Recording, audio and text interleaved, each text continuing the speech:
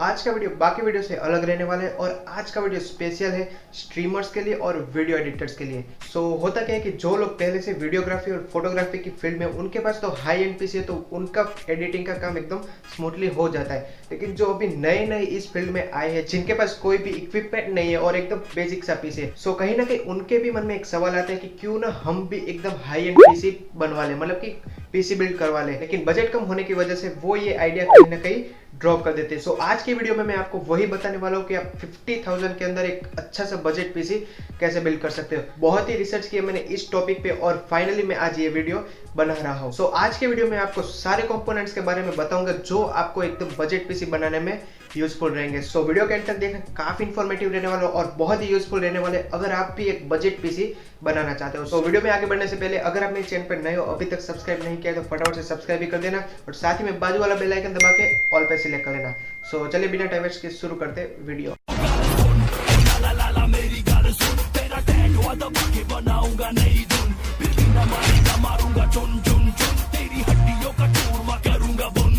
सबसे पहले बात आती है कैबिनेट की, और क्योंकि आप बजट पीसी बनवा रहे हो तो आपके लिए चिप्रोनिक्स का कैबिनेट एकदम बेस्ट रहेगा, जो कि आपको अमेज़न पे 2400 के अराउंड मिल जाएगा। और सबसे अच्छा फीचर जो मुझे इस कैबिनेट का लगा वो है ये कैबिनेट RGB लाइट के साथ आता है, जो आपके सेटअप को बहुत ही अमेजिंग वाली फील देगा। इसके बाद अगर हम बात करें प्रोसेसर की, तो सबसे अच्छा जो प्रोसेसर मुझे लगा वो है AMD का Ryzen 7 2700 वाला, जो कि 7th जनरेशन के साथ आता है। और सबसे अच्छी बात है कि ये प्रोसेसर 8 कोर 16 थ्रेड प्रोसेसर के साथ मिलता है, जो कि एडिटिंग के लिए सबसे बेस्ट माना जाता है। अगर आप एडिटिंग के लिए पीसी बिल्ड करवा रहे हो तो एक चीज आपको खास ध्यान में रखनी है कि आपको वही प्रोसेसर लेना है जिसका कोर सबसे मैक्स हो और जिसका थ्रेड प्रोसेसर भी मैक्स हो, जो आपके एडिटिंग के लिए सबसे बेस्ट रहेगा। और ये प्रोसेसर आपको ऑनलाइन 15 to 20,000 के बीच में मिल जाएगा। अब बात करते हैं हम पीसी के सबसे मेन पार्ट की, जो है मदरबोर्ड। आपने कितने भी अच्छे ग्राफिक कार्ड लगवा लिए होंगे, आपकी रैम कितनी भी अच्छी होगी, आपका मदरबोर्ड अगर अच्छा नहीं होगा तो आपको कुछ भी काम नहीं आएगा। काफी रिसर्च के बाद बजट पीसी के लिए जो मुझे बेस्ट मदरबोर्ड लगा वो है गीगाबाइट का Aorus B450M, जो कि एलिट वर्जन है, जिसमें आपको RGB फ्यूजन 2.0 भी मिल जाता है, जिससे कि आप RGB इफेक्ट भी लगा सकते हो। ओवरऑल बेस्ट मदरबोर्ड ये बजट पीसी के लिए।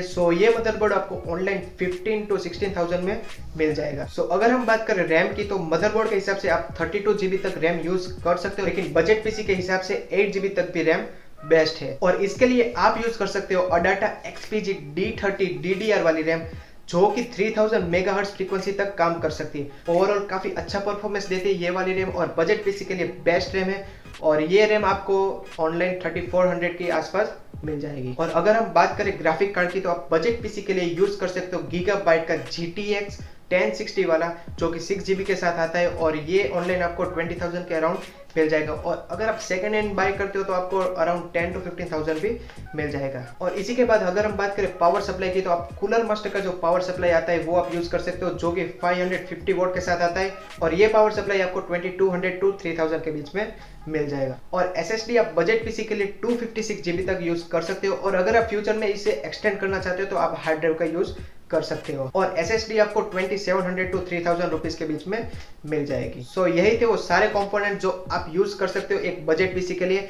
अगर आप ये सारे कंपोनेंट्स का यूज करते हो तो आपको बेस्ट परफॉर्मेंस मिलेगा एक बजट पीसी के हिसाब से। अगर आप गेमिंग करते हो या फिर वीडियो एडिटिंग के लिए भी ये बजट पीसी आपके लिए बेस्ट रहेगा। आज के वीडियो में इतना ही। अगर आपको वीडियो थोड़ी सी भी इंफॉर्मेटिव लगे तो वीडियो को लाइक करना मत भूलना, और अगर आप मेरे चैनल पर नए हो और ऐसे वीडियोस आगे भी देखना चाहते हो तो सब्सक्राइब कर दो और साथ ही में बाजू वाला बेल आइकन दबा के ऑल पे सिलेक्ट कर लेना। चलो अब मिलते हैं नेक्स्ट वीडियो में, तब तक के लिए गुड बाय।